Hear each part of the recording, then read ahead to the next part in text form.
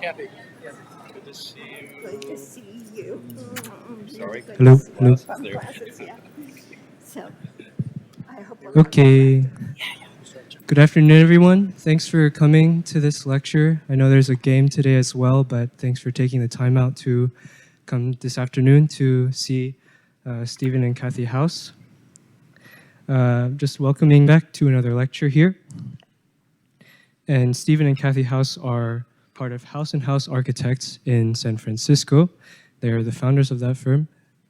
And they're also alumni of this school and still have many connections to our faculty and community here. So their practice in San Francisco is known for a unique and handcrafted modernism that is unique to themselves and to their clients.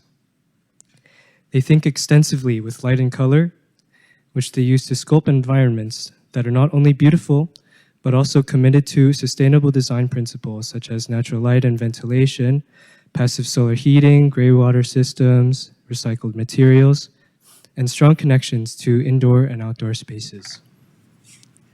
House and House has received numerous national and international design awards for their work, and they also have published several books that account for their extensive travels, literally around the world, which is, according to them, where they were reborn and where they became the people they are today. So today they're going to do a presentation about their Mexico study program that they offer over the summer for all design students. They're also going to talk about their work and about their travels, which have become special parts of their lives. So Cathi and Steven are architects, travelers, photographers, writers, and teachers, but they are extraordinary people, first and foremost, and I'm very lucky to know them personally. So please take the floor, and thank you.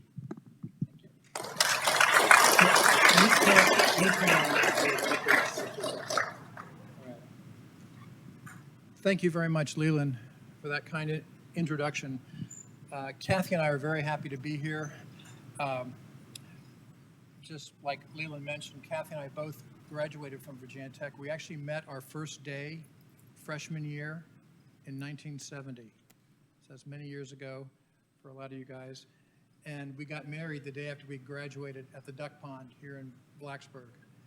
And since that time, we've been so grateful for the education that we received here at Virginia Tech, and we've made travel and study abroad a very important part of our life.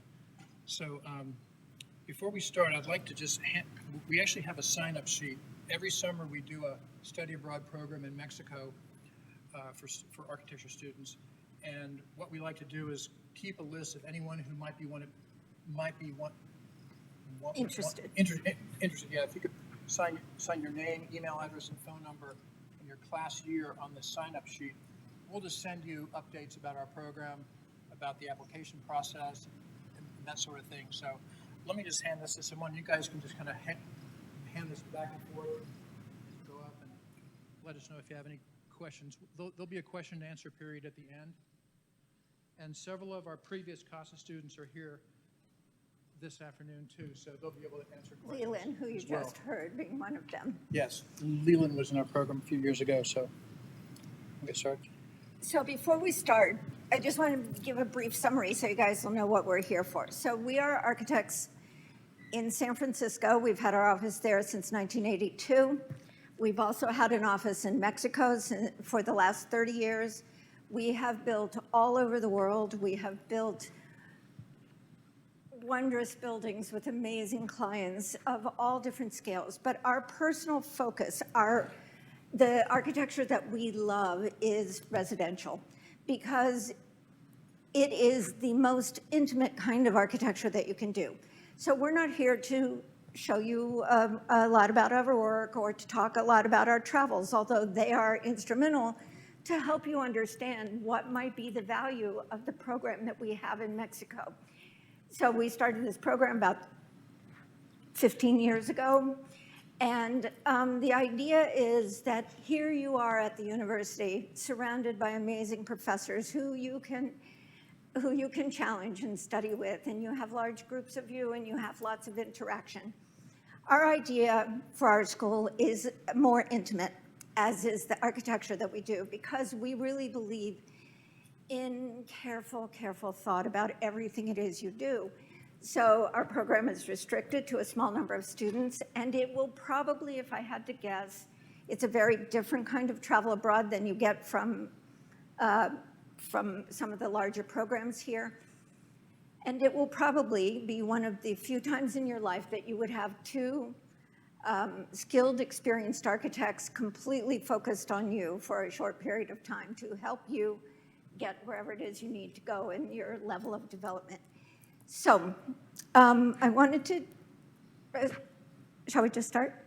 So I want to start with this quote, because we show this quote at the beginning of every first meeting, at the beginning, actually when people come to interview us to see if they would like to work with us, we run this by them just to see what their reaction is, because this is a quote by David White, who is, he's like a life coach kind of guy.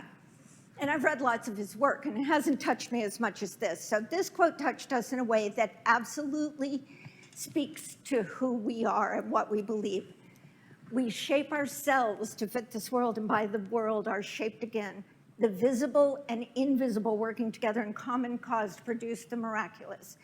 So may we in this life trust those great intangibles about us and form our life to that.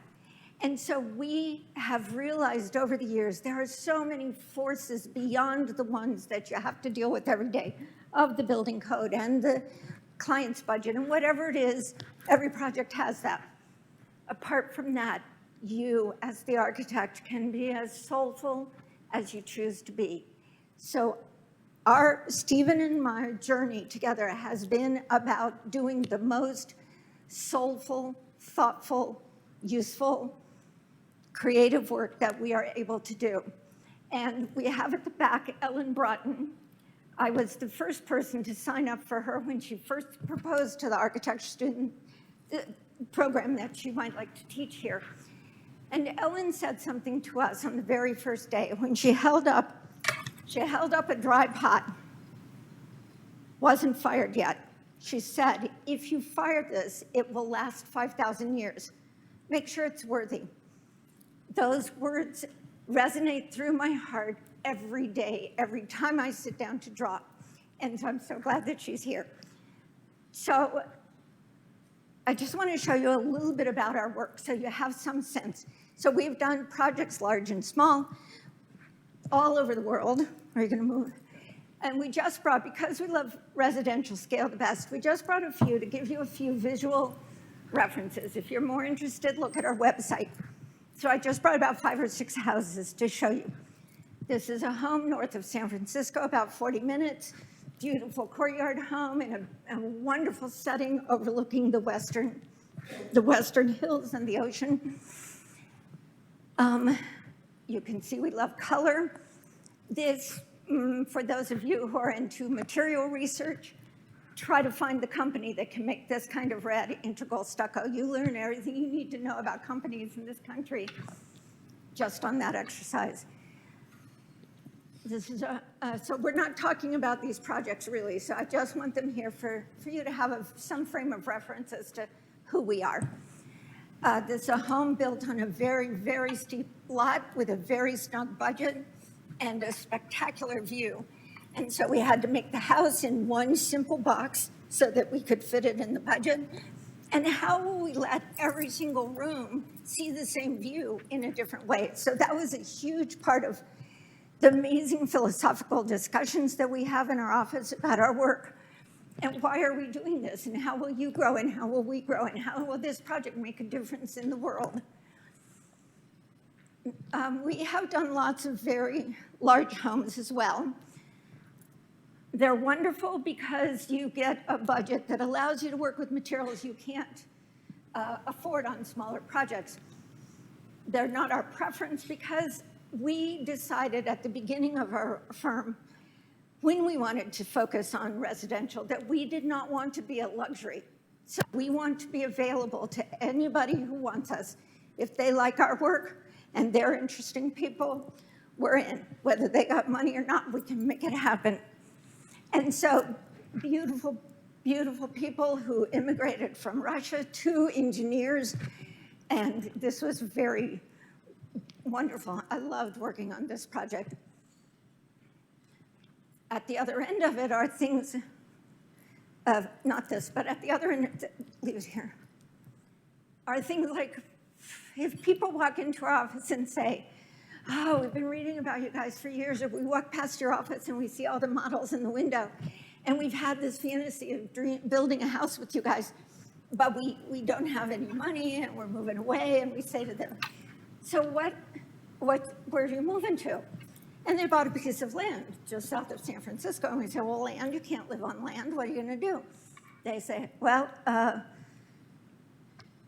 there was a house there that burned down and the foundation is left. So we just can afford a double wide trailer and we're gonna park it there. And that's all we can afford. And double wide trailer turns out costs about $85,000. Well, $85,000 won't buy you a bucket of sand in California. It is the most expensive place to build in this country. So we have spent most of our career, how can we do extraordinary design that's affordable? So figuring out how to put buildings together in a way that will still allow us everything. And we built, in California, we're very proud, we didn't bring that one, you can find it on our website, a house for the price of a double wide trailer. This one is built on a site that California has very much stricter building laws than they have in most of the rest of the country. So they won't allow excessive grading. So this one is, a house was built here in the 1960s where on this beautiful steep hillside, they gouged it and made a nice flat spot where they built some hideous thing that, thank God, was on the verge of falling down, so we didn't remodel it, we took it away and built this home. And we're able to wrap our building off the edges of the flat spot and give them a beautiful central courtyard. This is one of my favorite homes. This is for an artist and an industrial designer about 2 hours north of San Francisco. And I can't point here because this is so far away. But on the mostly green picture, you can see a little sliver of the roof of the building. And that is when the sun is glinting off of it. Otherwise, the building is so well integrated into the site that you barely see it until you come right up to it. And working with them as 2 very intense designers was amazing. And this is the home we made for them. We have been building in Mexico for the last 30 years. We came to build in Mexico. We came to even know Mexico in the first place because we got a huge project to design a resort on a Caribbean island. And that island happened to belong to Honduras. So should I tell them who John was? Okay, so many of you, there's design build, there's developers, there's all kinds of people out there who need architectural help. So the person who became our client had been a developer here in the United States, building, what builders do. Developers do mostly strip it, take all the soul out of it, make it as repetitious as possible, and waterproof it as well as you should. And it's awful, and he had built for years, decades, he had been building this stuff, and he was moaning into his beer on an island in the Caribbean about how he suddenly realized he was ashamed of his work. And the guy sitting next to him said, maybe it's because you need a good architect. And somehow our name was passed, and we wound up getting this huge resort to do in Honduras, was our first step down there. And I went down and spent 3 weeks with that client, and we flew and boated and drove to every corner of Honduras, and we could not find any good skilled workers or any interesting materials produced by that country. It was very sad. And so the client said, oh, no problem, it's only 2 hours by boat to Miami. And I suddenly stood up a little bit straighter and I said, you know what? No chance. Miami is not getting a piece of this. So send me and one of my staff down through Mexico and Guatemala sourcing materials. So we came to Mexico looking for materials for that project, particularly looking for a volcanic stone that I have used for many years. Beautiful, beautiful stone. So you're going to see a few of our houses in Mexico. This was an old abandoned factory, 6,000 square foot building, 2,000 square foot building on a 9-acre site with 400-year-old mesquite trees all over it. And this is one of my homes I've designed there.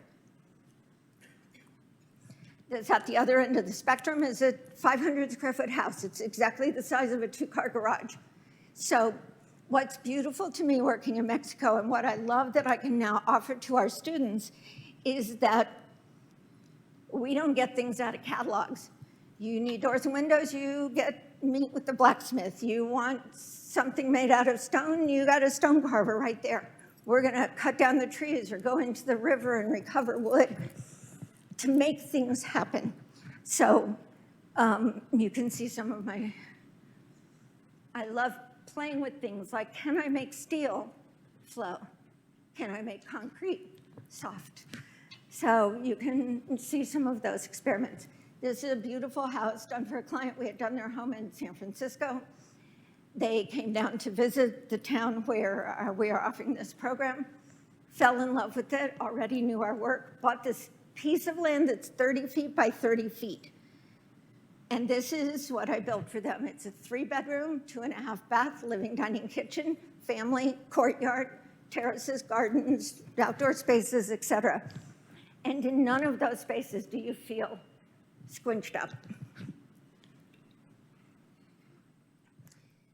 This home was on the Baja Peninsula. Very, very, very low budget, super simple house, broken into 3 parts, built around the most amazing tree. In this drawing right here, you can see the tree in the middle, so you can see we gave their living in one, the garage, and this is, there's no grid near here, so this is, it's hard to say it's off the grid because there isn't a grid. So the house is fully functional, it collects all its own water and produces all its own power. And most of the houses that are built in this part of remote areas where they have to go solar, they get 2 or 3 panels and they have a very compromised system where you have enough light not to bump into the couch at night. We decided no, so 14 panels will let you build a fully functional house with any convenience that anyone needs.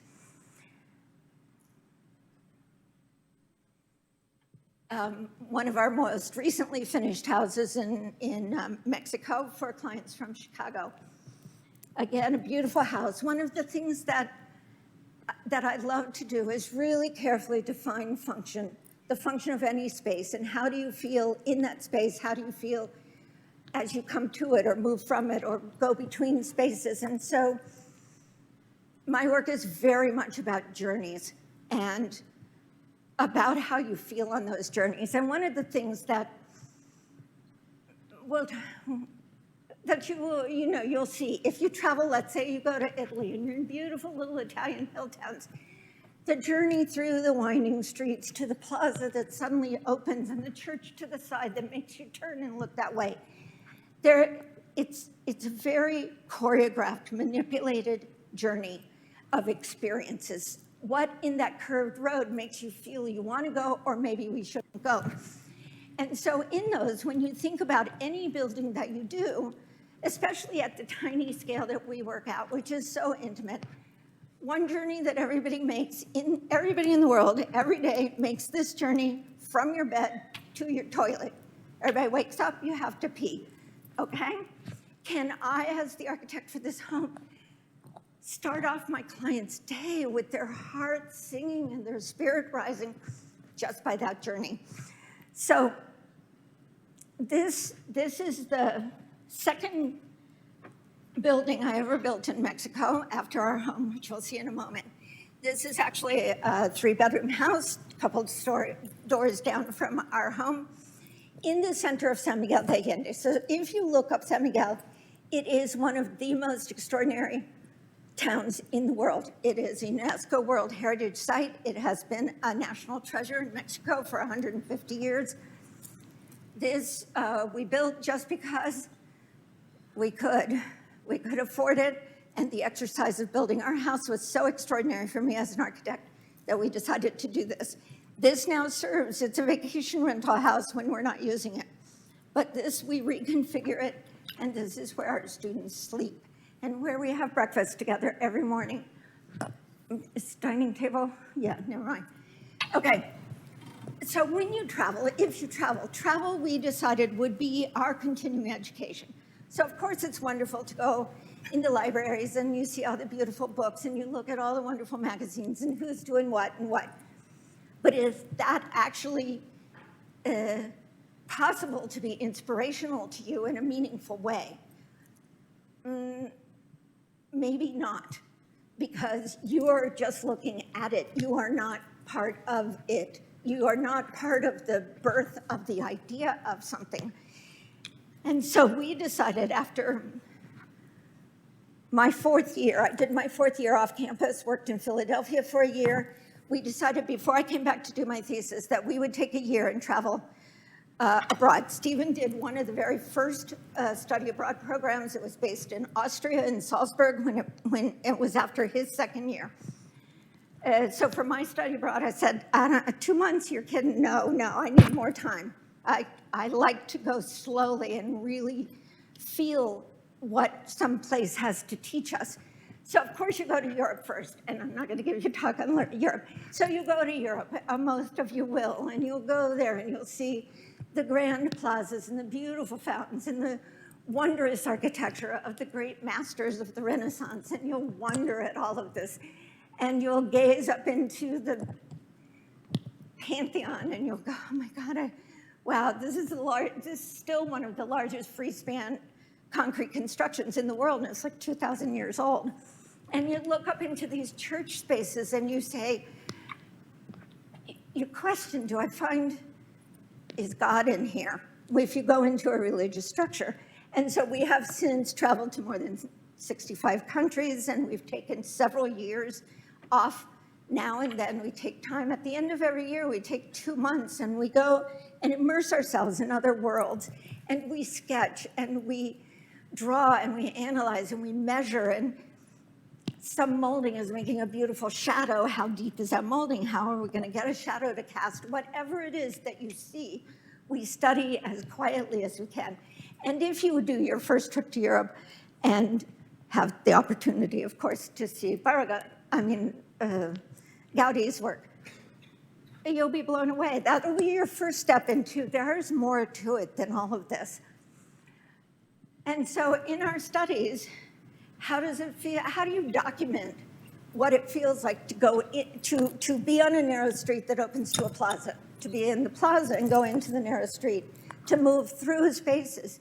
You start to find the rhythms of the arches, the movement of the stairs. How did this, sometimes it matters how it came to be.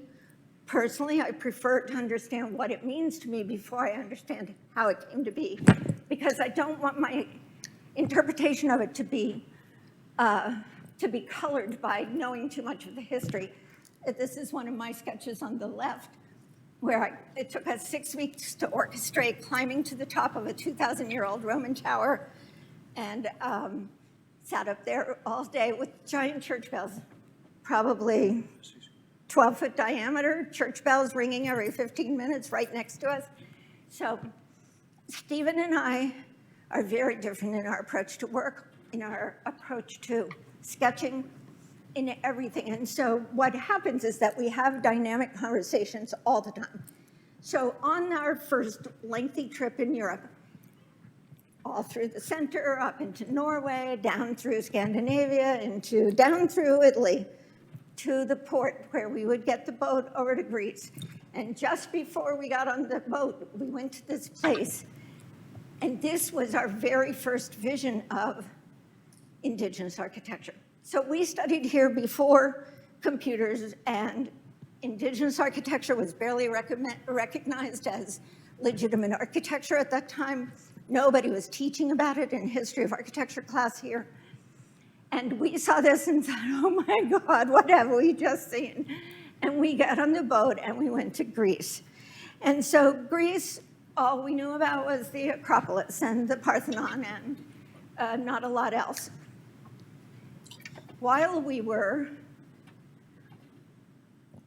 staying in a beautiful little funky hotel right at the foot of the Acropolis, there was a poster of this village that so captured our imagination. It was similar to this is one of our shots, but where we thought, we can't even really understand what we're seeing. We have to go there. So we went to this island in 1975 with the idea that we would stay for a couple of weeks.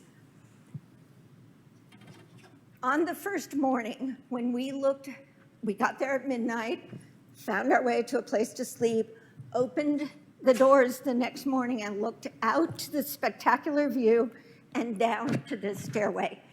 This stairway, this photograph that you're seeing right now, in this moment, my soul as the architect who I have become was born, because what I see in this is dance and sculpture and fluidity and a way of moving. So stairs are not what they list in the code. Stairs are so much more.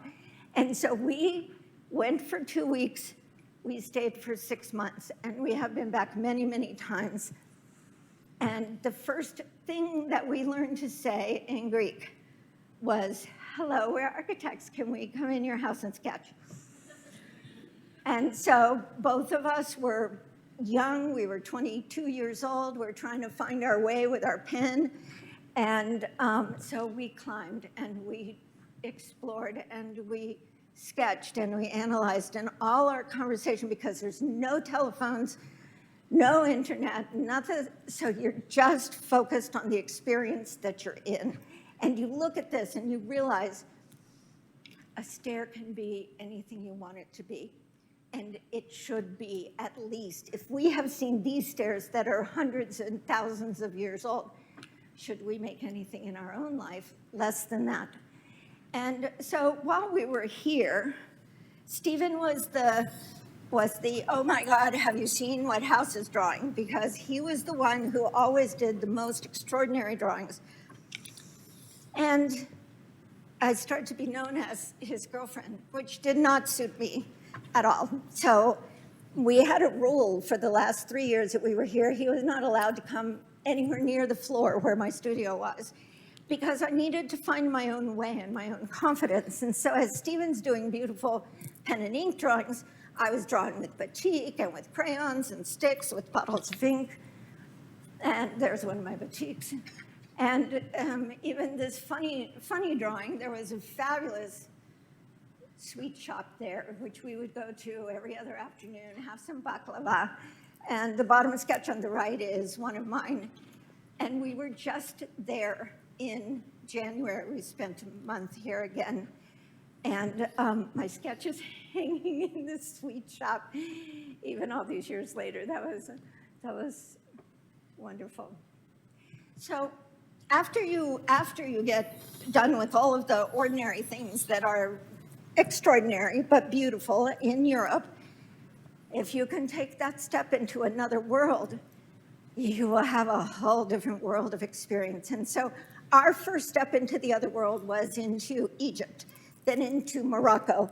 And those set the stage for us to really not kind of freak out when you go to India your first time, because India is truly one of the most extraordinary experiences you can have. So India and Bangladesh, we've been to several times now. We've probably spent about 8 months of time traveling there. And even if you look at things like the flowers, so these are flowers at a Buddhist temple, and you just look at the shades of color and how it changes. And you watch that for a few minutes, and you can see that we're both dressed in black. So you can pick up any material. We dress in black so we don't clash with our drawings, because we do a lot of colorful work. But you can pick up a leaf or a flower petal, and you put it against yourself. You can see it well. So you start to see the subtlety and beauty of the world around us. And so even simple things like these leaves over on the bottom right, they are used in the temple offerings. And it's just the market, and they're just selling the leaves. So it's not as though it's an extraordinary moment, but but you see it and you go, all of a sudden my heart relaxes and my pen becomes more fluid. And if you actually go looking at our work, you will see I have no issue with fluid swirling lines that I put against my harsh, strong lines to make our buildings more interesting. And so the top left, you're going to see her again in a minute, but the top left photograph is a really beautiful example of something to think about.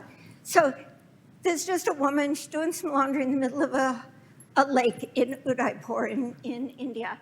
And it's a big lake and she's out in the middle of it. And so in one way, she's very separated, but in another way, she is completely embraced by her town. And that contrast of seeing her both separated and surrounded by is just one of the millions of examples we've given ourselves in our travels to say there's more to it than you ever think. And what is it that we're trying to do in our work? And when you turn around from a serene experience like seeing her to the streets of India, it shocks your system enough to make you stand up and say, why are we here? What do we do? What did we learn? Wait, there's too much going on. So we have loved India and Bangladesh, and we have had quite a few students from India come on our program with us.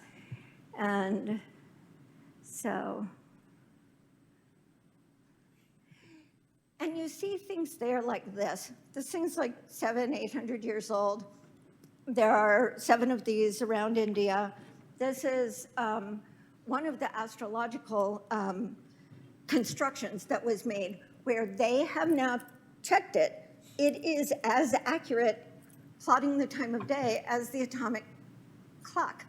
It is as accurate as the giant observatories that we have to plot the tracings of the planets and how they move through the heavens. And to see new work, the Taj Mahal is quite old, but it's built out of beautiful white marble and red sandstone. This is the Lotus Temple in Delhi, very extraordinarily beautiful space to experience, all thin shell cast concrete. And when you are in a place like India and you go to its most holy city, so this is Varanasi and the Ganges River runs through there, and in the faith, they feel that birth came from this river. So this river is very sacred to them.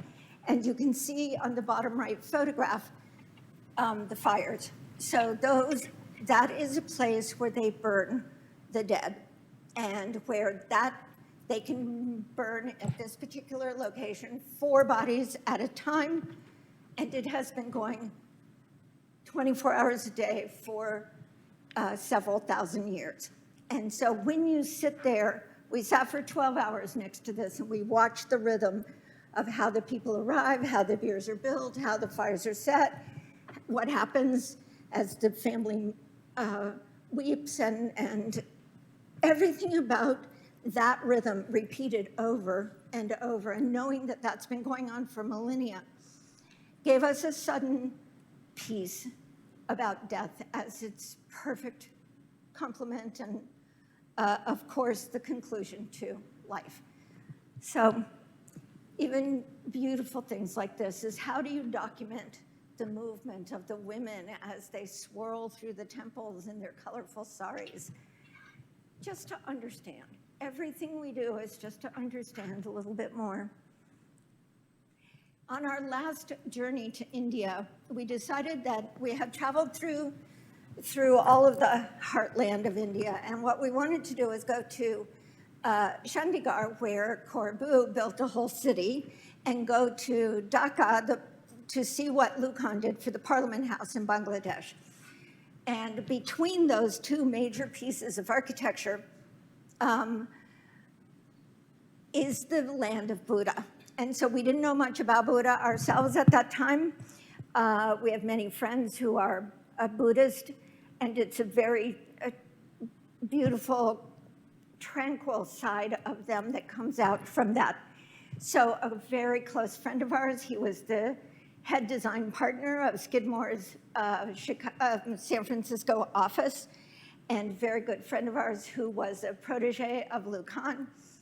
And so happy that we were going to go there. He was Jewish and Buddhist, and he combined those in a beautiful way. And he passed away. He was so excited that we were going to go and see Lou Kahn's building, because that was his favorite of all of Kahn's work.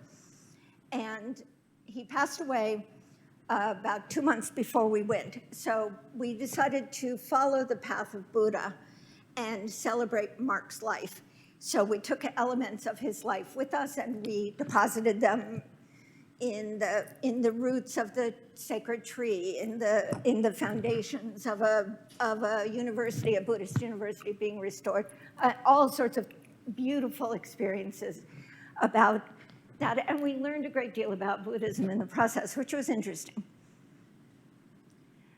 And so now, if you go, people always ask us, how do we learn from our work? And from our travels and translate it into our work. So we are contemporary California architects. This is who we are. We've built broadly. We've built in the Caribbean. We've built in Honduras. We've been building in Mexico. I'm just right now at 80% done with my construction drawings on a new house in Mali, in Africa, which I'm very excited about. I'm trying to invent a hybrid system of construction that I cannot find that anybody else has done. And so I'm really excited about that. But so how do you learn and then come home with it? So you look at things like this and you see the glow of light in the Golden Temple in Bangkok, or you look at the reflections in one of Giri's work, or you look at the sun as it touches a beautiful privacy screen in Barragan's chapel in Mexico City. Or you just look at you look even at the one in the top left is in Timbuktu, in a city that has no color to it. It is a desert city, desert colored, except for this one building with all the Coca-Cola signs. And you look, so what does this mean to us? How do we learn? So I picked 3 elements just to quickly show you. We've just looked at light. So how do we use light in our work? And we don't go to Italy and study that and come back and do Tuscan villas in your latest suburban development. We come back and distill it to what is the essence of what we have learned and how can we use it in meaningful ways. And so these are just a few details out of some of our projects for you to see. And then movement. So movement is, of course, everything about the experience of a building. How you see it, how you approach it, how you come into it, how you move through it, how you function when you're within it. And so within most buildings, there are stairways to be dealt with, and I love the stairways. Are one of my favorite things. I feel sometimes like a sculptor, sometimes like a weaver. And so just some of the stair details in some of our buildings, because I don't know, it makes me feel sad when I see too many buildings who look at the code and they tell you how big is the rise, how long is the run, and everybody stops at that, which is not what stairs are about.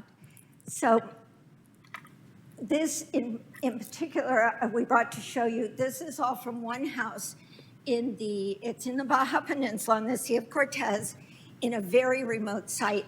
And this is for the woman who was most instrumental in writing the wording for the American for Disabilities Act. And she wanted a home in this very remote area with very difficult to find builders. Everything about it was difficult. She wanted a home that was fully accessible. And so in this, you can see there's 2 women in wheelchairs. Both of those women are so severely restricted in how they can move. One of them can only move one hand, just the tiniest bit, and her head is held in place. The other one can move her head and her upper shoulder and her hand.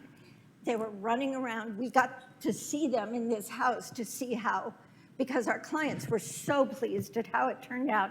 So there's a 165-foot long ramp just to get from the ground floor to the next floor up. And it is an entire series of experiences, and watching these women run around here like little children, finally free to move.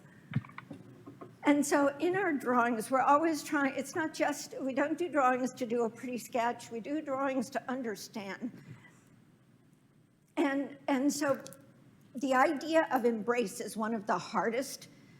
And for me, you know how it feels when you're not feeling well and someone you love hugs you. You know how it feels when you go home and your mom is so happy to see you and she hugs you. We have a limited sense of embrace here that is at that, in this country, that's at that level. So embrace is something that we study, and it's unique for every client. Sometimes an ephemeral line, just a shadow or a railing might be enough to let the clients feel protected and secure, or it might be this on the right here that you see, go back one. This is just the roof terrace on one of our houses where it allows you just to float there between heaven and earth, embraced by both of them. And so that idea of embrace is fundamentally important in our work. This home, you saw in the other pictures, is a big red house, wonderful clients. And this swimming pool becomes a big part of our CASA program, because about 3/4 of the way through the program, when we have really, really stretched, we've stretched everybody to the point of they don't know what's going on anymore, we take them out here for a day in the pool. And look at the pool. I've designed many pools. This one is my favorite pool. But here you are. Are you in the, when you're in this water, are you in the sky? Are you in the tree? Are you in the water? Where are you really? And it gives you this beautiful place to be that's unexpected and lets our client's mind go to those more peaceful moments that we all need in our life in order to keep moving forward. So Mexico. Mexico was a really big surprise to us when we first went there. So I went there, as I said, looking for material for this project in the Caribbean. What we did not really know, as most Americans do not know, and many people have not traveled there so far in 15 years of doing CASA, only 2 of our students had any connection to Mexico at all, and most of it was either just their granny was there and they just knew her house, or they had been to some of the beaches. Where we take you is to the heart of Mexico. And so in the heart of Mexico, this is Teotihuacan. It's just a little bit north of Mexico City, which we do take our students to see. This was already in ruins at the time the Aztecs came to occupy the area that now is Mexico City. So they could not conceive who could have built this. So it was named by them to be the city of the gods, because they believed that only gods could have built something so massive.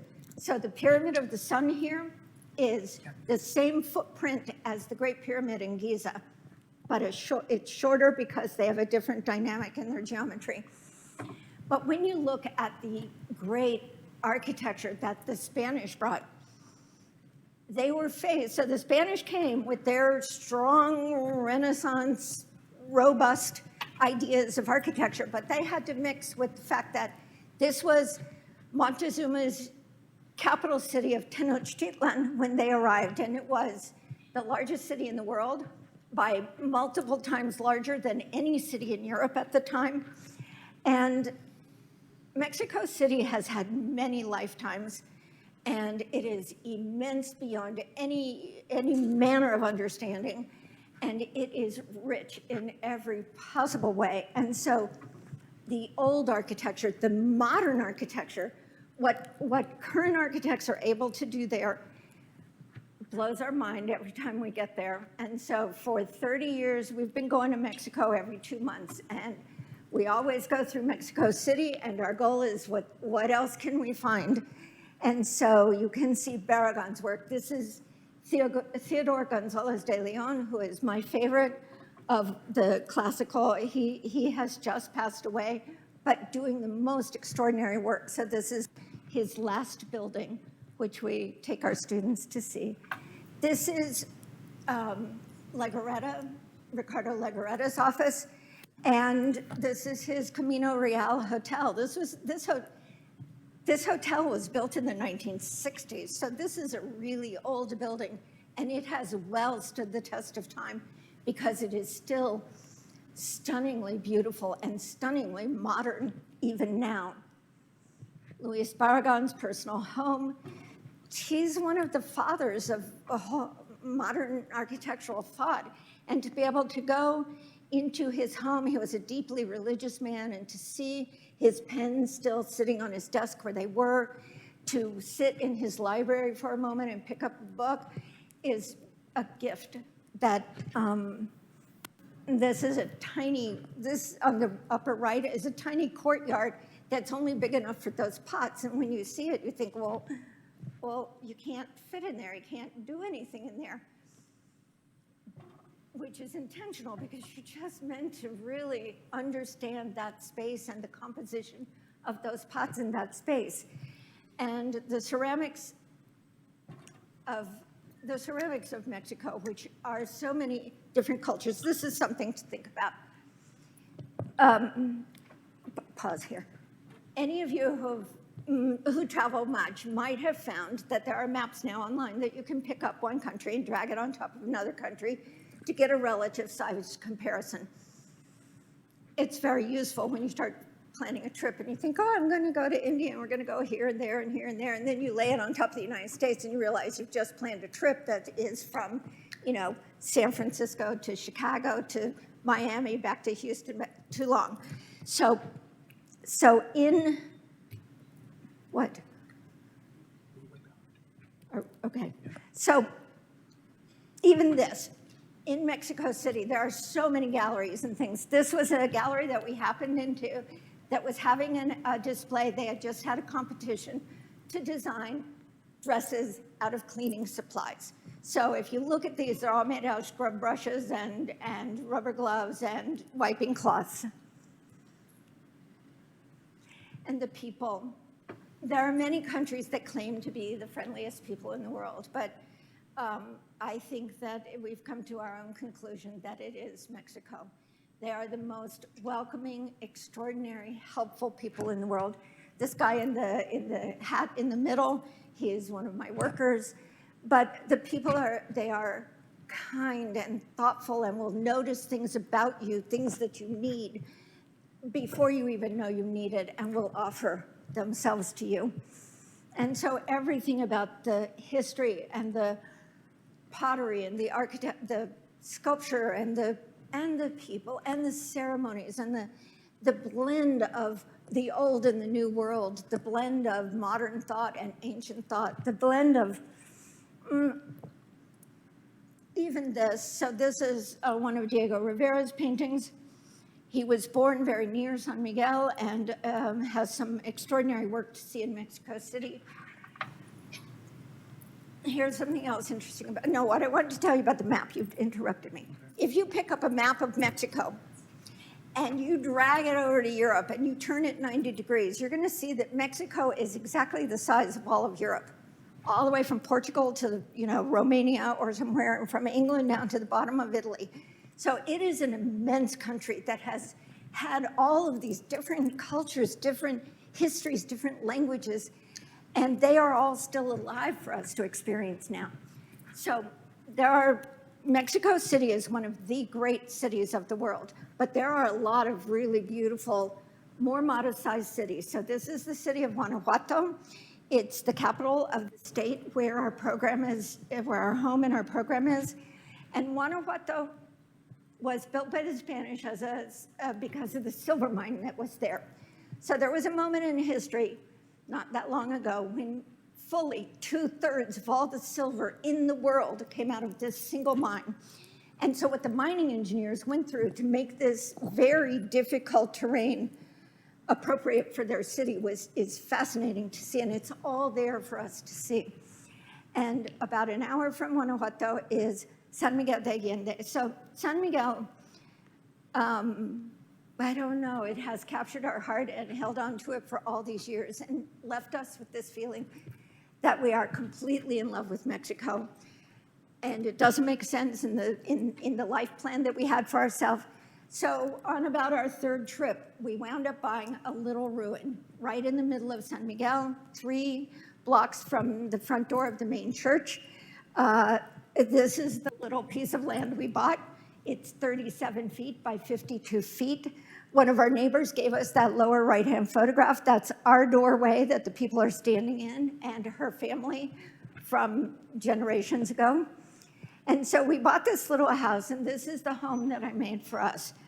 And in the course of when we decided to buy this property, one of the things that we thought about was this, don't move yet, was that the United States has a little bit of a reputation for being kind of imperialistic in the world, and that as an American traveling bothers us.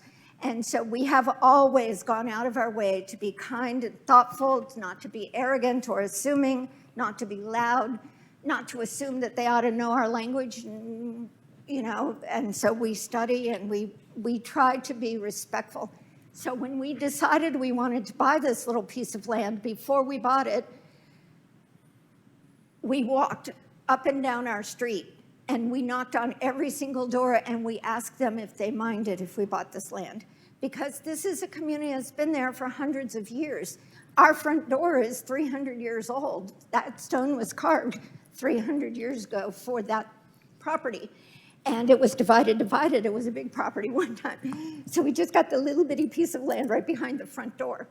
And the Mexican people are so extraordinary, so they opened their arms and welcomed us into their lives. And so this is our home. It's 2 bedrooms, 2 bathrooms, 2 studios, office, living, dining, kitchen, courtyard, terraces, roof terraces, what have you, on a very tiny, tiny piece of land. And what I realized right away was that there are no normal services that we're accustomed to as architects there. So everything in this house, except the stove and the refrigerator, are made by hand. Met with the blacksmith, the stone carver, the wood carver, whoever, and we invented systems, and I have this amazing crew of men who've been with me all these years. And so this is me and my builder. I spent several weeks trying to find the right builder, and when I found him, I knew that he was the one. His work ethic and his focused on details and everything about his personality. He is the most serene, calm human being I have ever known. And despite the fact that we work in California with the best builders in the Bay Area, none of them stand up against him as a quality of builder for how thoughtful he is in making sure everything turns out the way it should. So even if I say to him, I would like to see yellow concrete blended with green concrete, and I'd like to see them smear together, and can we inset some beads in it? Let's just make a sample. And I had just gone through, right before we did this project in California, wanting some purple concrete. I had every factory in this country make samples for me, and the best they could get was kind of a pale pink or a terracotta red, but I could not get purple.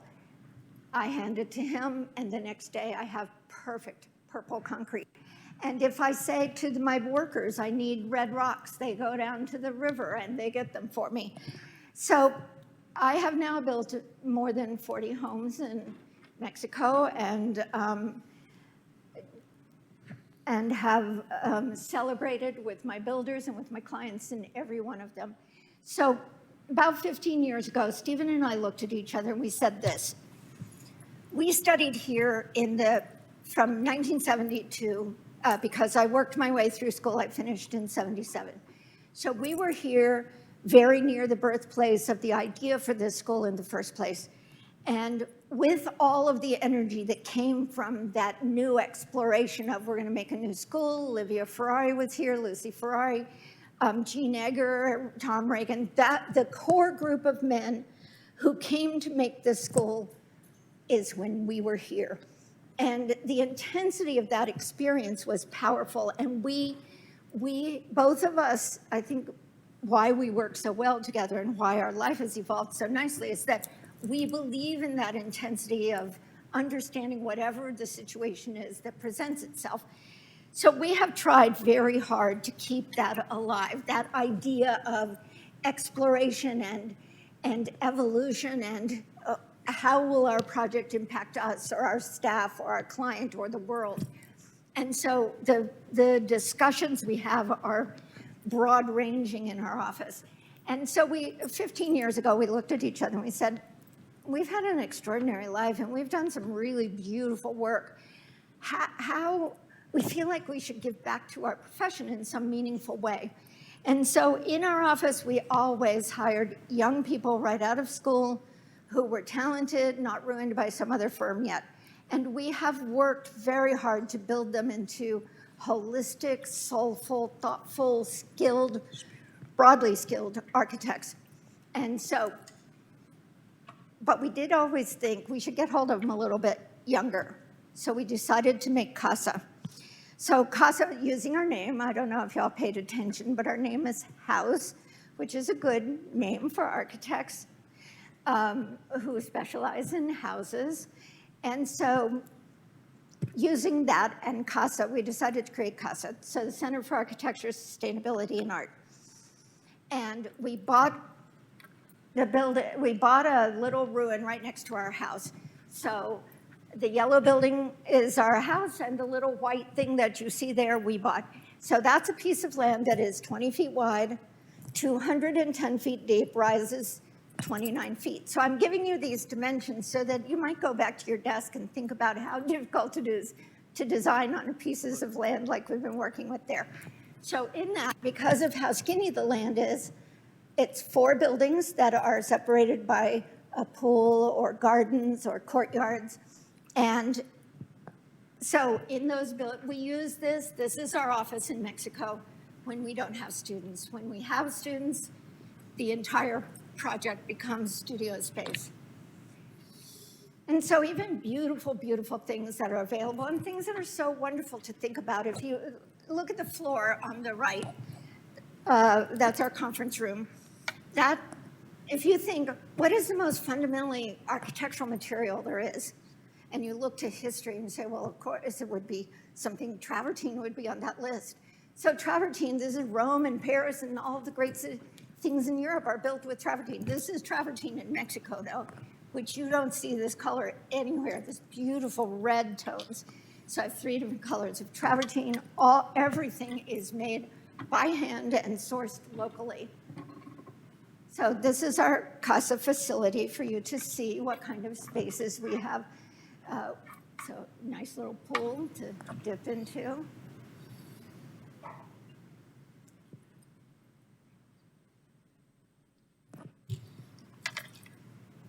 And so for our very first CASA program, so we had the idea we want to make CASA, but then we didn't know what to do next. So at the WAC in DC, Susan Piedmont Palladino had leftover money on one of her grants, and she was super excited about our program.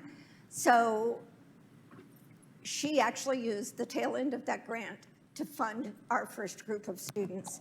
And this is the thank you note that they all drew. Each one of them drew on this, the thank you note to us at the end of it. So since then, we have had students every year except 2 years during COVID.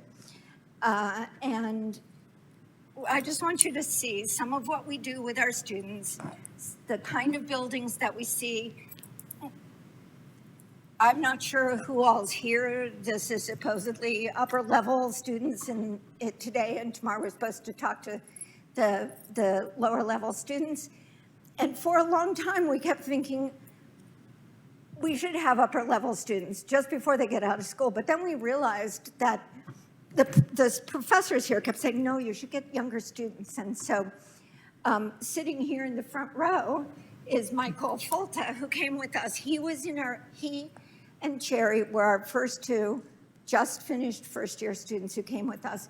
And so now we make a point of having a really good mix, because we've realized the younger we can get hold of you, the better, to give you more time to process what we're going to make you think about. So we eat well. Don't you think we eat well, Michael? Yeah, well, because any experience that you're going to have of any place that you go has to involve letting go of what you like and don't, and what you normally eat at home and how they prepare it there, and just immerse yourself, eat what they eat and feel what it feels like, walk and dream and write poetry. And so most of our students have come from Virginia Tech, but we've had students also from Cal Poly and from UC Berkeley. Because we're based in California, people find us more from there. And so we hold back on any students from there. But the kind of architecture that we share with our students in Mexico City, each piece is carefully selected to totally put your mind someplace that it has never been, because our mind's been lots of places, and we know that by the time we first got there, it was just, oh my God, I have not seen anything like this. And so computers and telephones are not part of what we do. You can call your mom at night if you need to, but the phone's off during the day. You can show us your photographs on your computer, but you're not doing any drawings there. You are going to understand by all the sketch problems and the poetic problems, the projects, the actual design projects that we give you. Everything, because we only take a small group of students. Everything that we do is coming to understand who you are, what your strengths and weaknesses are, and what can we give you during the time that you are with us. Because we are, as long as we've been teaching in our office and in our CASA program, we are not professors, we are practicing architects.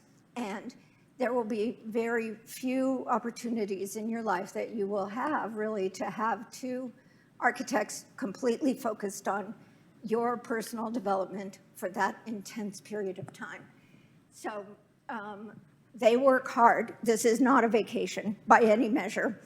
And they sketch hard and they think hard, and we question everything. We have clients in the upper right. This is one of our clients.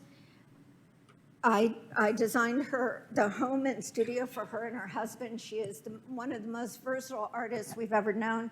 She will share her work with our students, and sometimes she has actually given our students little design problems, which is very interesting coming from there. But we have clients now over all these years who are writers and philosophers and poets and sculptors and ceramic artists and every kind of beautiful, fascinating artistic skill. So our clients are very supportive, and our friends there are very supportive of this program as well. So they will invite our students for a special talk on something, to make things with them, to learn, because they know what we're after with our students. So oftentimes we have projects under construction, and so periodically somebody will pause. Actually, after Susan Piedmont-Palladino's first group, then we said, okay, now we're going to build the CASA building. That went really well, and it was a big investment for us to build that huge complex. So in the upper right corner, we came here and gave this talk about, we are thinking about doing CASA. We don't have it figured out yet. But after we finished the talk, this young man came down and he said, okay, I'm in. And we said, well, no, we're not quite ready yet. He said, no, but I have to do it now because I'm doing my master's and I'm going to be out of school, so I have to come next year. And we said, okay, we're not ready for this. But he came, and we designed a whole program just for him, and he spent the summer actually doing construction on our crew, building our building, and engaging with us on our projects. And so there are lots of really beautiful small villages and extraordinary cities and things that are very near San Miguel. So we do lots of side trips for very specific reasons to make sure that you get exposed to the glorious things that you should see while you're there. And so this is Guanajuato, is the capital city, and those are the steps. That big white row of steps was up to the architecture building, and still always exploration. So with our students, we have breakfast together every morning. We have dinner together most evenings, 2 meals a day for sure. And all of the conversations are choreographed to make sure that we bring to the table those things that whoever is in our group needs to have a discussion about. So these you can see are some of our students' work. So I'm not going to talk about the specific students, but just for you to see some of the drawings, some of the projects, some of the photography that our students have done with us. And so I know that there's a football game later and that we're snug on time. And so as you look at as you look at our students' work, does anybody have any questions? Is anybody finding this a really good nap time or anything? Yes. Speak a little bit louder.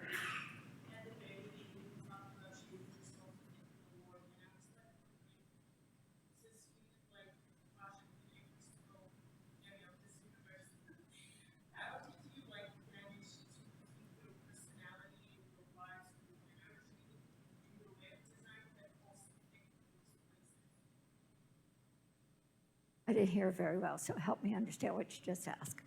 Since we do work all over the world and Yes. different cultures, different kind of people, how do you keep a sense of focus on your own personality? Okay. One of the things we've realized about a lot of architects is they're in school and they're thinking they're getting ahead and they're learning and they're doing, and isn't this project pretty? And they start to get a little bit full of themselves so that by the time they graduate, they think they know and they're a little bit arrogant. And so we realized right away what a hindrance that is to our own personal development and to the potential for every project. So we start every single project as though we are doing the first project for the first time. So our process is very exploratory. It's very, very, being in tune with the land and being in tune with the client are two critical elements of it. So we have an amazing way that we have developed to engage with our clients. And in that engagement, we evolve. And so even as we do a project in our office, let's say it's me and this young man who's been working for us and this client from wherever, from Russia, and what they need and what they want and everything, our conversations are, yes, this project, we're going to do this project, and it will be a beautiful thing when we get done, but we're not going to preconceive any of it.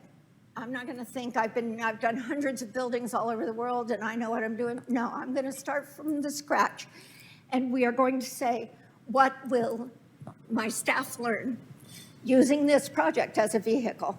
Because they're strong in this, weak in that. How will our engagement on this project make them grow? So I am quite older than that, and I've been at this for a long time, but still I insist on evolutionary growth on every single project I do for myself. And we talk about how, here's this client, and they're busy, they're having babies, and they're going, this and that is going on in their life, and how will this project become a vehicle for their growth in the world? And then what is it going to mean in the world at large? Are we making a step towards the future we should all be headed towards? So when you start with those conversations that take you back to ground zero, you don't come in with preconceptions. You don't come in with any kind of comfort in your own skill set. You come in with an open heart and you start from there. So, anything else? So we just saw Riddy. That was just Riddy's work there. So we just saw Riddy in Washington, D.C., and she's been working for all of 3 months now. And she's worried that she's slotted into this exercise that the firm needs, and that if she does that for too long, herself will be lost. And so that was what our whole conversation this weekend was about. Was no, it doesn't matter what you're learning. It doesn't matter if you think you're, so here's something, what? Okay, and so, as I said, I don't know, did I answer your question? Okay, So as I said, we eat really well. We have breakfast together every morning, sometimes in our CASA facility, sometimes in wonderful places. But at the end of the program, we have a huge party. So generally about 100 to 125 people will come. They're all friends and they're architects and writers and what have you, and they're all creative people in various forms. And they've known us for a long time, and many of them are clients, most of them are friends. And they come with the knowledge that their job is to, we always have it catered by a different restaurant each year, so we have fabulous food. However, they know they're coming to be a part of our program, to critique not to critique so much as to question our students, to ask those questions. So what happens during the party that's really wonderful is you have to present your main project over and over and over and over again in a very compact period of time. So your skill set in your vocabulary, in your presentation, in what you choose to say, what you realize, or as it evolves even during the evening from a question someone asked that was fundamental, but it was not at the forefront of your mind, and you suddenly realize what you've learned. So the party is always a wondrous time. And it's a few days before we take you back to Mexico City and send you home. And so people are always really, after the party is the only time everybody sort of disappears, and we're not quite sure what they're doing, but hopeful that they understand how to behave properly and have a good evening before we bring you home. So that's who we are and what we're offering. So Stephen passed around a piece of paper. If you're interested, please. Can I ask Nate? You don't have to say you're interested to go. You just have to say you're interested in knowing more. We have Leland and Nate. So this is Nate. You want to come down? Leland, why don't you come down? So Michael? and Michael, they were our CASA students, Yeah. and in different periods at different levels. So do you have anything you would like to offer? Sure. For me, CASA helped me find my voice. I remember an oral assignment that we had in the first week, and normally public speaking scares the living daylights out of me, but I just spoke with this amount of passion and conviction. I was actually sobbing through the speech. And I know it was because of the architecture that we had seen in Mexico City the previous week. The way Barragan paints with light, it's indescribable unless you're there in person. I remember this one church that I saw. There was this big, huge golden tablature that was going down, and it just moved me in some way. Like it wasn't that it was made of gold. It was thinking about the effort that the people put into making this church. And I could also hear this harmonica coming from the street performer outside, and it just hit me in some way. The whole experience just felt so immersive for me, especially the fact that the city's walkable where we stay. I felt connected to each moment of walking. I felt like I could slow down. Just overall, a good breath of fresh air to be in a different culture like that. I can't beat any of what you just said, It's okay. but I'll just add that it's a good opportunity to meet different people that you don't normally come across. The people, I think, were the main thing that I took out. It's you meet a bunch of different characters, you meet a bunch of new classmates from all different years. You get to meet Cathi and Steven, you know them very well. So it's a great opportunity. How about you? Would you like to say anything? Sure. So I believe Cherry and I were the first Yes. Yes. after our freshman year. So I Yeah. was young. This was back in 2016, so that's how Yeah. old I've been around here. But I would say it coming out of first year, it was I remember sitting down to design a building and learning for the first time really ever what an elevation and section things were.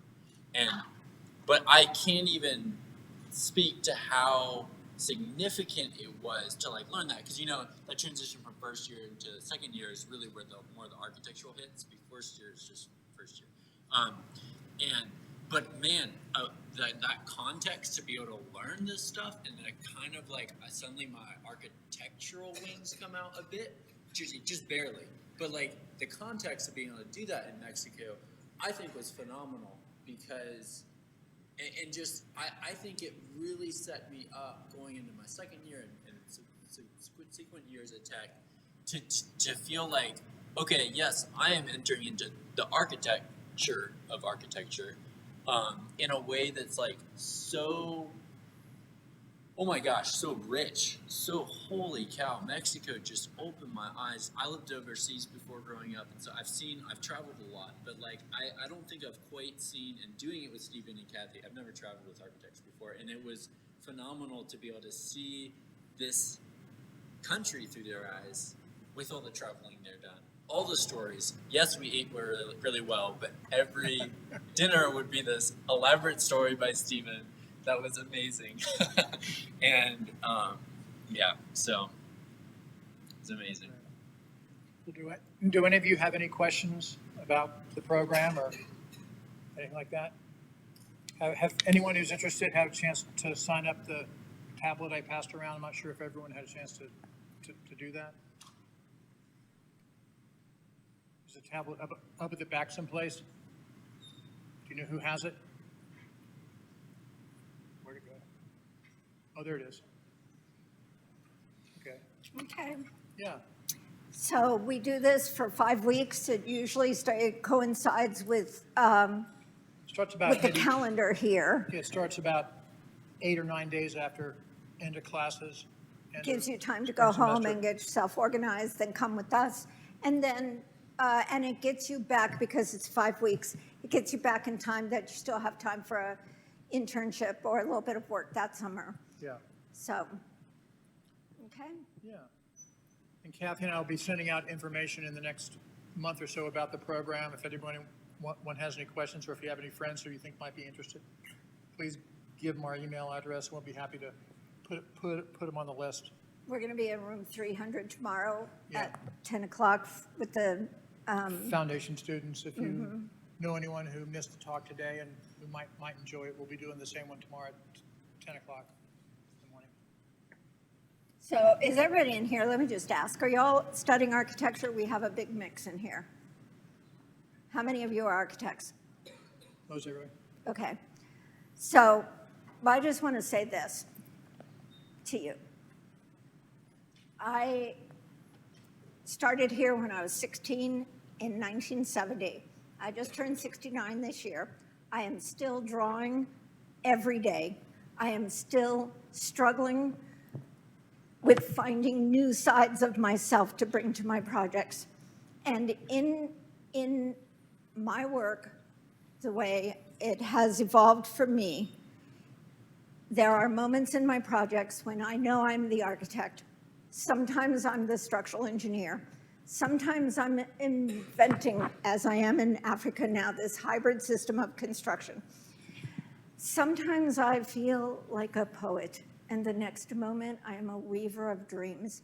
And there is a feeling that comes with immersing yourself in your work so deeply and demanding that it give you this, that is so extraordinary, that I demand that of my life every day and what I've done. And there is no profession that I can imagine more wondrous than being an architect. Because as an architect, there are a million directions you can take your career. There are all sorts of levels that you can decide to work at. I choose to be hands-on at a small, very intimate scale. And for me, it has been an extraordinary journey. And what I would say to you is that you should not demand any less than that of your own life. That of all the million things you are going to design in the course of your life, the most important thing that you will design is your life itself. What is it you want for yourself. What is it you have to give to the world? How will you make a difference and love it in the process? So nice to be here with you all today. We tried wandering through Kogel to talk to some of you in person, but nobody was there. So I hope you all enjoy the football game today. We'll be in Kogel most of the day tomorrow if anyone has any questions. Okay. Thank you for coming.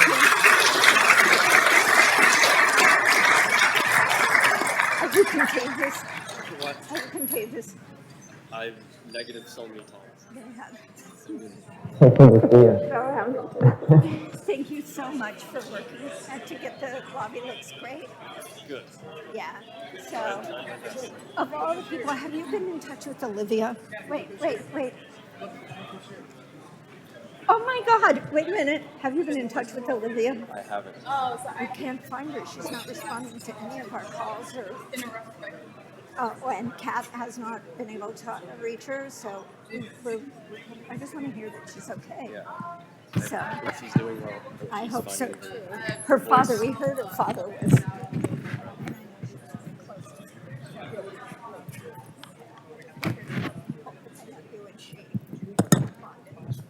Yeah. It was a really good last night.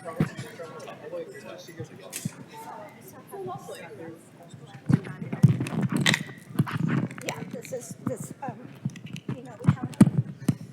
things are different. California is quite more restrictive than Virginia, so we weren't sure how it's going to feel to come in here. But yeah, let me say hello. I'll be there tomorrow. So good to see you guys. I'll see you tomorrow. I have signed up last year. Oh, what was your name? Elizabeth.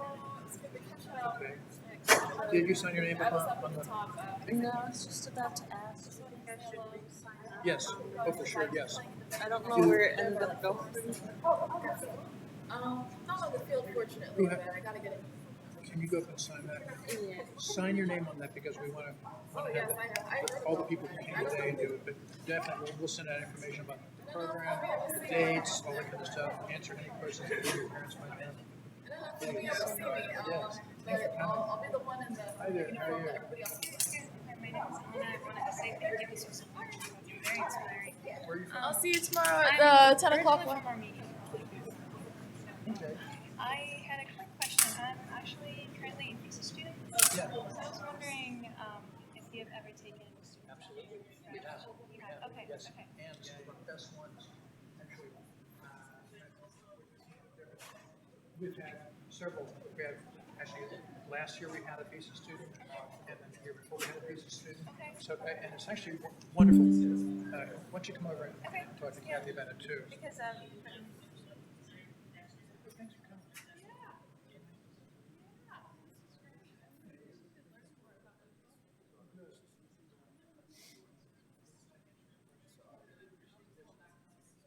Yeah. Sure.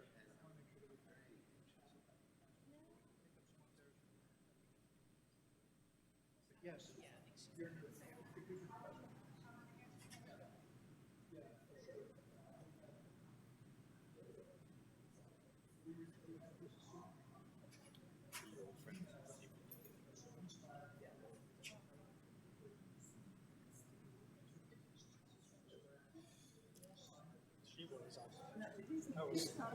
So much I spent my time in doing. Scientist. Wow, so you're also. Yeah, we do this. I heard there I'm a retired. I heard there weren't women. Exactly right. We're really living in the profession.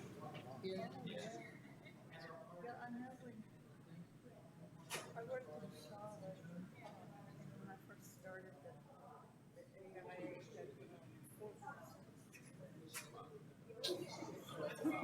So where is it now? It was I think it's. it was amazing. I'm not 100% sure.